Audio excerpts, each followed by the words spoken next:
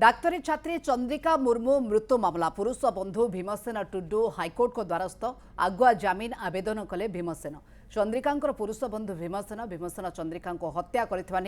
अभियोग जहां बड़ खबर होची डाक्तरी छात्री क्षेत्र में डाक्तरी छात्री चंद्रिका हेम्ब्रम मृत्यु मामला एने कि पुरुष बंधु भीमसेन टुडू हाइकोर्ट को द्वारस्थ होइछंती। अन्यपटे पुलिस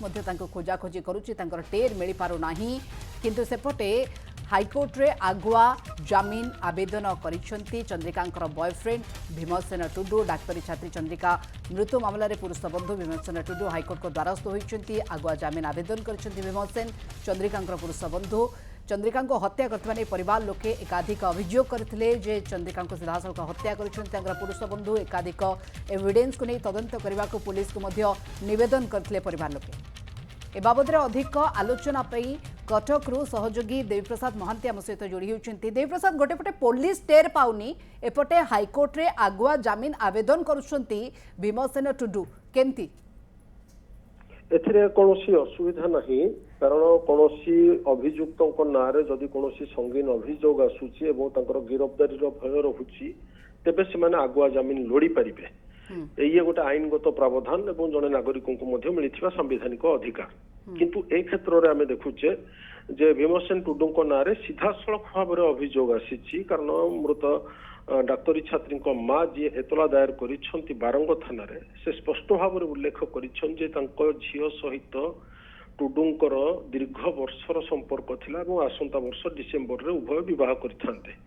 किंतु सेमानंकर ए प्रेम संपर्क भितर आउ जनकर प्रवेश होउची जो कारण सेमानंक भितर गोटे कंदल सृष्टि होउची तांको झियो को मानसिक निर्यातना दिया जाउथिला एवं आत्महत्या करिवा पई बाध्य करा जाईची बा प्रवर्ता जाईची ए प्रकार गोटे से अभियोग मध्य आनिछंती जदि यह एक आत्महत्या जनित मामला होता है। तेणु ए क्षेत्र में भारतीय न्याय संहिता सेक्शन 108 लागू होउची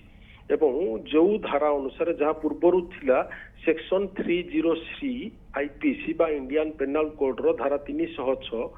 वर्तमान ताहा भारतीय न्याय संहितार सेक्शन 108 एवं यही धारा मुताबक जदि अभियुक्त दोषी सब्यस्त होउछन ताल तांकु 10 वर्ष पर्यंत कारादंड हेई पारे। ए प्रकार गोटे संगीन अभियोग एवं संभाव्य गिरफ्तारी को एड़ाइबा पई भीमसेन टुडू हाइकोर्ट को द्वारस्थ होइछंती आगुआ जमीन पई से आवेदन करिछंती। केवल वर्तमान ये गोटे आवेदन होइछि जेहेतु वर्तमान ग्रीष्मकालीन अवकाश चलीछि एवं केवल भेकेशन बेंच बसुछंती हुए तो कोर्ट खोलिया पर ये आवेदन ऊपर शुणाणी होई पारे बा से भली जदी किछि इमरजेंसी किंतु एपटे खोजाखोजी पुलिस को हिसाब रे किभली देखुछंती आपण एते दिन धरी पुरुष बंधुंकर पत्ता न मिलिबा जदियो से वकीलंक द्वारा आवेदन करिछंती ठीक अछि किंतु पुरुष बंधुंकर पत्ता न मिलिबा एवं जो एविडेंस गुडिक चर्चा हेउची गणमाध्यम रे जाको प्रतिक्रिया रखुछंती तंकर भौणी तंकर परिवार लोके ताहा न मिलिबा ए तदंत प्रक्रिया को आपण केमती देखुछंती। प्रथमे घटना उपरको आसिया गणमाध्यम हेउथिबा चर्चार कोनोसी प्रकार संपर्क नाही आईनगत कार्यानुष्ठान बा प्रावधान उपरे पुलिस ताहा ही करिवो जहा एविडेंस रहिछि एवं जहा से भली कोनोसी साक्षी रहिछंती।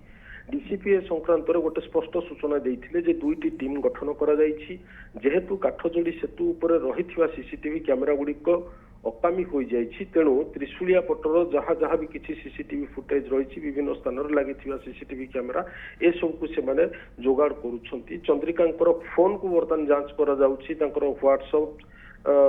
को देखा जाउछि एसएमएस बॉक्स को देखा जाउछि कौन से अधिक तथ्य मिली एवं ता सहित जे अभियुक्त रही भीमसेन टुडू बापा को पचरा उचरा करा सरीछि किंतु मुख्य जी अभियुक्त रहुछंती मामलार तांकर वर्तमान सुधा पुलिस टेर न पाइबा होची चिंताजनक। जदियो से व्यक्ति भुवनेश्वर रे रहुथिले चंद्रिका सहित तांकर दीर्घ दिन संपर्क थिला तेणु ए प्रकार एभली स्थल गोटे प्रश्न उठुची जे चंद्रिका जहाँ सहित दीर्घ वर्ष धरी संपर्क रे थिले हुए तो शेष मुहूर्त रे फोन ने भी तांको सहित कथा हेई थाई पारंती ताले कोन कॉल डिटेल्स रु पाइची वर्तमान सुधा पुलिस कौन बर्तमान सुधा चैटिंग रु से तथ्य पाई परिछि कौन एसएमएस जरिया पाई परिछि आ जदि पाई परिछि ताले अभियुक्तंकर फोन को ट्रैक करी हुए तो से तांको धरि पारंता बा अभियुक्त पुलिस को चकमा दे फेरार हबार मध्ये सफल होइछथि किंतु आगुआ जमीन आवेदन करिवार कोनोसी समस्या नाही ये होछि गोटे संवैधानिक अधिकार आईनगत प्रावधान अछि कोनोसी व्यक्ति विरुद्ध रे जदि एभली संगीन अभियोग आछि से माने आईन अदालतर आश्रय नै परिबे। बिल्कुल धन्यवाद। तो हम सूचना पे देवीप्रसाद महांती बाबद अधिक आलोचना करथिले।